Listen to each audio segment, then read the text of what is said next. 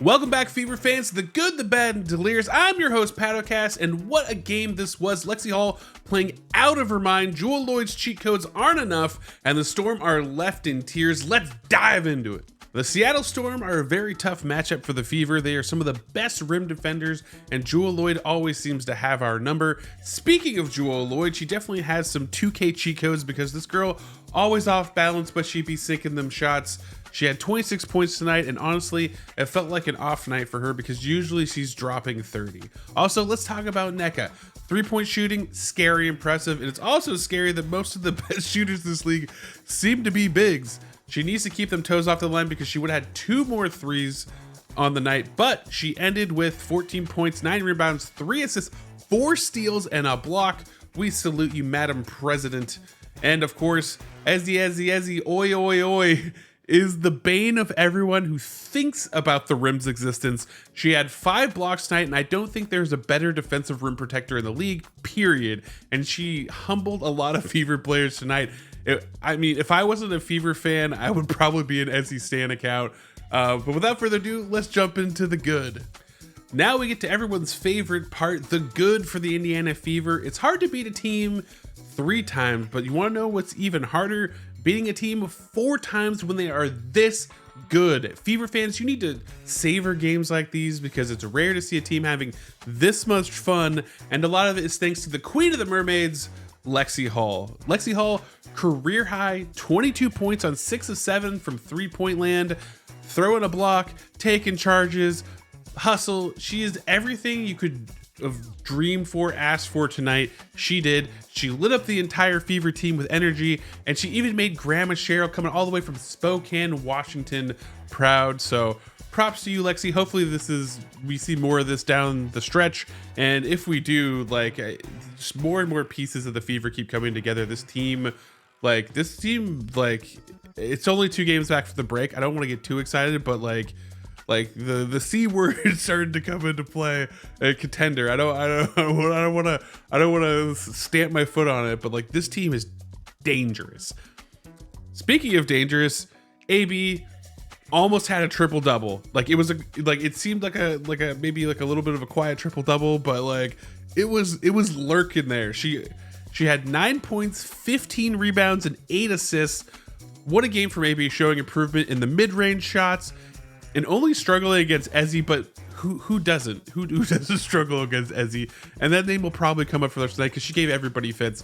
But AB just carrying the heavy load on defense, actually showing some good defensive chops against NECA down low, getting kind of multiple like blocks and just hands up and just making life hard for them.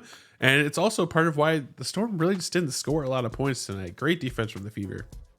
Clark, of course, fiery and phenomenal tonight. She started cold with a lot of short shots. Maybe those legs, they were back and then they kind of disappeared for, like a half or so. But she keeps finding ways to produce. 23 points, 5 rebounds, 9 assists. She also picked up 2 blocks tonight in one of the craziest sequences of sending a player to the floor. She sent Whitcomb to the floor, stands over, like almost like Flex, gets the ball, outruns everybody still after that, down the court, except for, of course, Ezzy, who literally just humbles her and puts her into the floor. Tough to deal with, but like that's the break sometimes, Caitlin. But overall, like, I mean, there's some controversy we'll get into later, but like, she's different. She's different as a player. She's so talented. She makes everyone around her better, and she makes everyone that she plays against right now mauled. So, hey, love to have her on the Fever. It's just what it is. Kelsey Mitchell. I mean, what can I say? But wow, she shot over 50% tonight while leading the team on a bombastic night with 27 points. When everybody was, making shots, there was a secret everyone making shots, like, Kelsey Mitchell was just consistent the entire way. Again, strong finishes to the basket and just a stellar game. Also adding in 3 assists, 3 steals, and another block. She's showing up on the block sheet now, and I just love to see it. Like, everyone on this team, the defense is just raising, and like, as much hate as Christie's size has gotten early in the season, like, I hate to say it, she's coming around. Like, the defense is starting to come around. It's just all starting to kind of like coalesce as the team is playing better and better. And I also want to call out that she even has made like one of my criticisms earlier in the season was that she would make she would go into these timeouts and then she would come out the timeout and like the team would sputter. They wouldn't really have an offensive player. They'd run it wrong and they'd like the shot clock would run out, like unforgivable things. And now she has timeouts, and it's been multiple games now where they've dialed up plays for Kelsey Mitchell, and Kelsey Mitchell's drained a 3 out of a timeout. And I'm just like, you know what? Like things are turning around. Like there's still a lot of growth, still a lot of stuff that she needs to learn and do better. But like you got to give props where it is. And I think that you know the you know, she's growing, she's improving, and you know, if we're gonna have her as the head coach for the rest of this way out, like, you know, give her room to improve, give her grace. I also want to talk about the fourth quarter Fever. The Fever are best in the first quarter and the fourth quarter, and it's really good to start games hot. Usually, sometimes they don't, but it's usually good to start games hot and to end hot, so that you can close out a game, so you can make those comebacks. And the Fever are one of the best teams at it. Besides an outlier game against the Mercury or the Aces, in the last 10 games they are averaging 22.6 points in the fourth quarter, which is better than every team's average this season except for the Las Vegas Aces in the fourth quarter. So, you know, if that's the company we're in, if that's what we're looking like in the fourth quarter, like this means good stuff down the stretch for the Fever.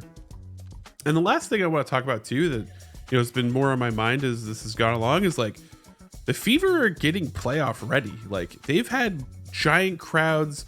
You know, Christy Sides mentioned it last night that like the crowds are insane, and you know, it's like a finals atmosphere. And it's like, if every night is a final atmosphere for you, like that is greatness stuff. That like that's a valuable thing. This team has struggled. Now they're thriving, but they're thriving in that environment where you're going to have finals level crowds, and in most cases they're going to be on your side, even if you go to the opposing teams like place.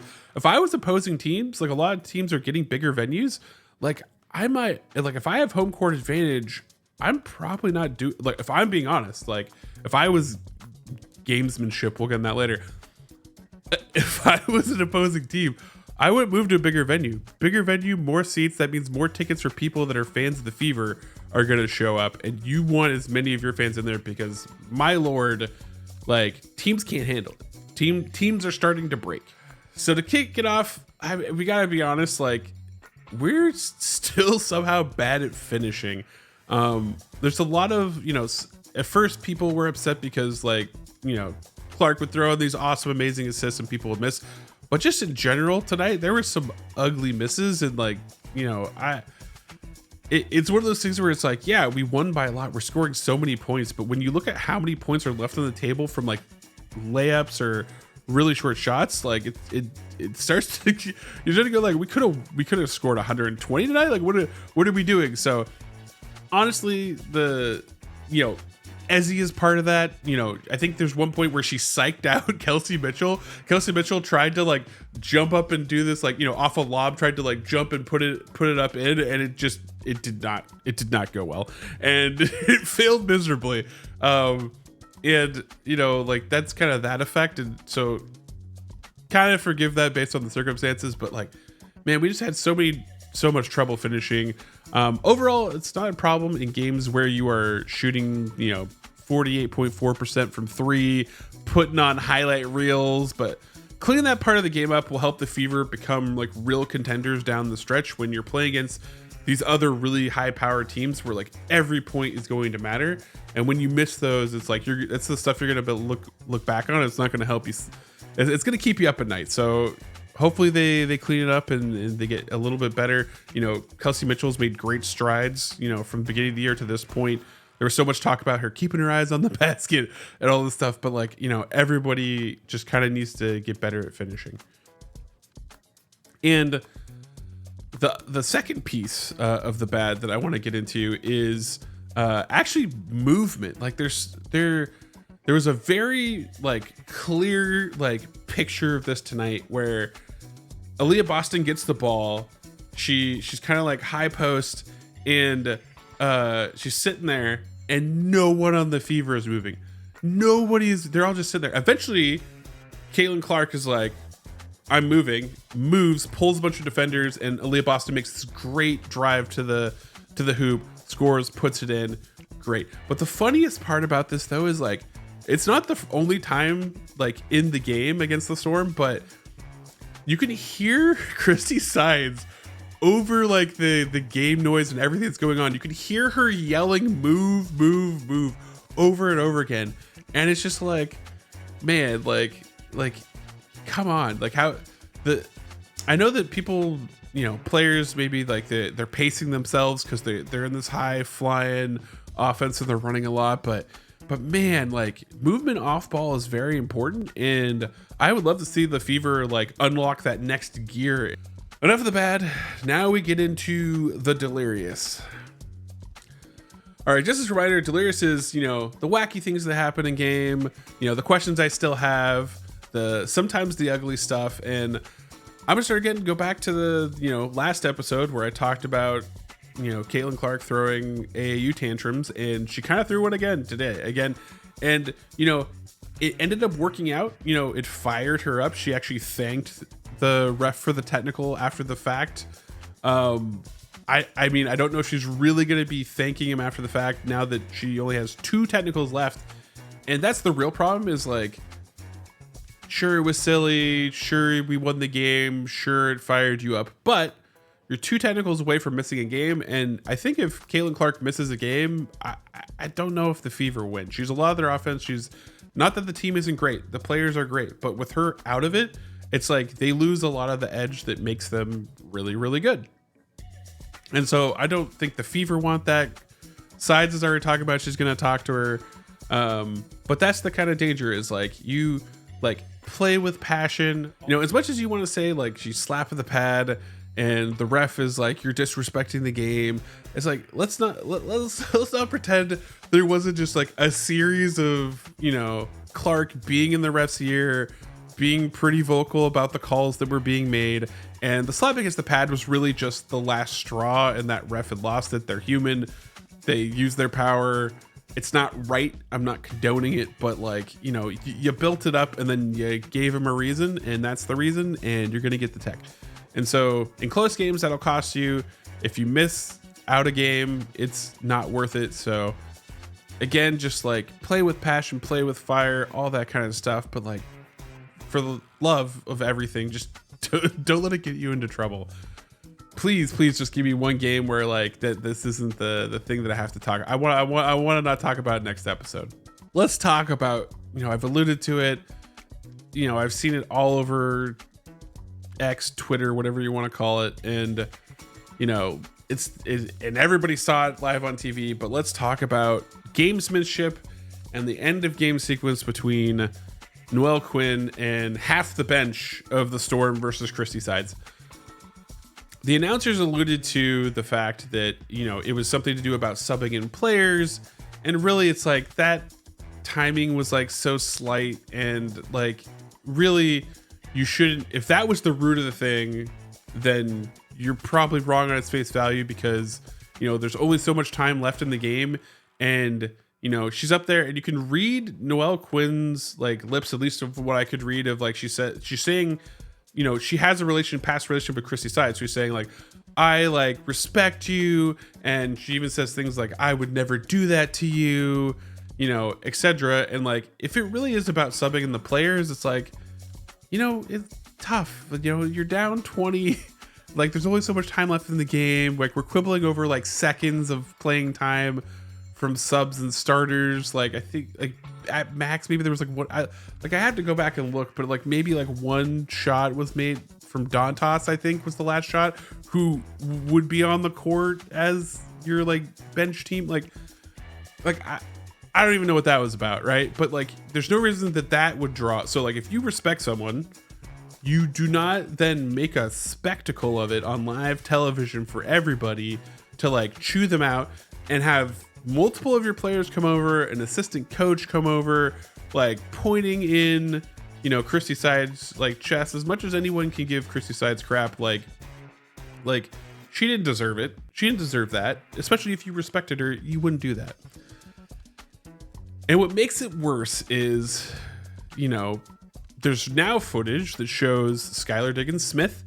So preceding that altercation, Caitlin Clark, as timeout is called, so Christy Sides can sub in the bench, is hyping up the fans. She's looking at the fans and she's curving like she's gonna go like not into the Storm bench, but she's gonna go like curve away from the Storm, bench.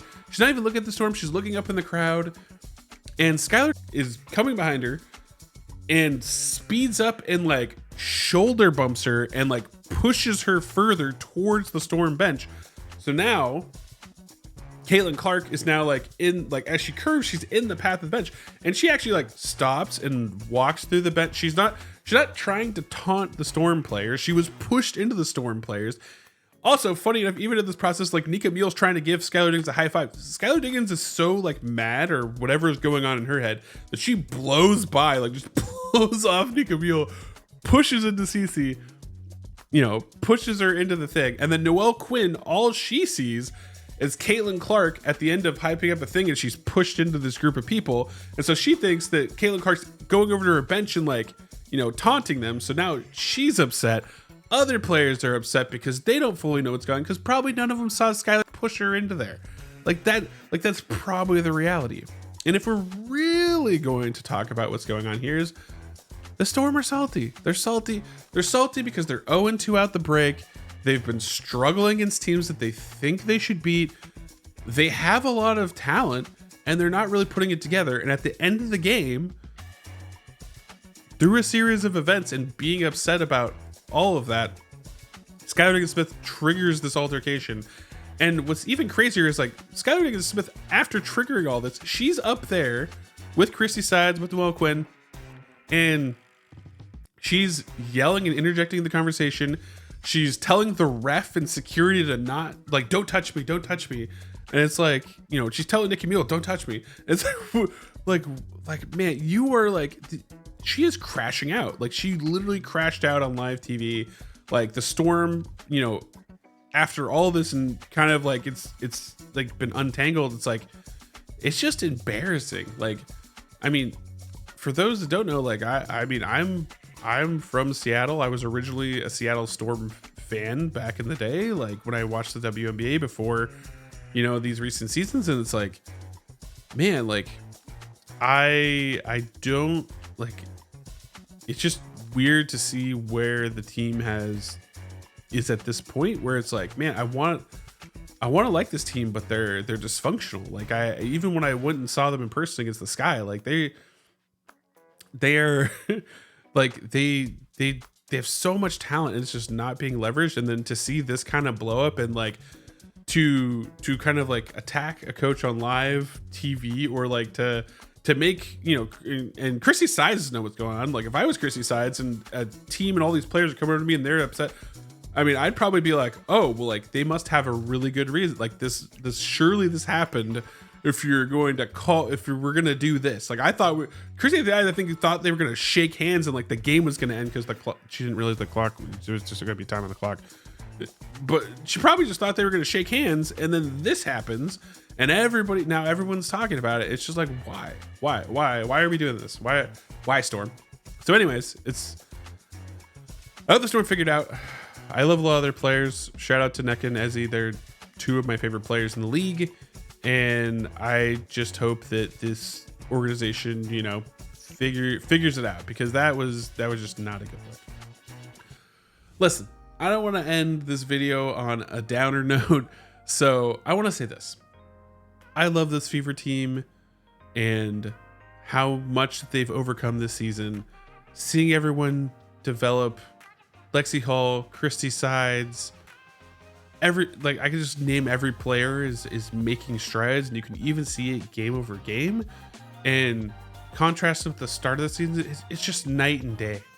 And I hope you all are having fun today, post victory, and because this team is just having so much fun, and it's rare to see a team having this much smiles, this jazzed up, having the time of their life like they did in this Storm game.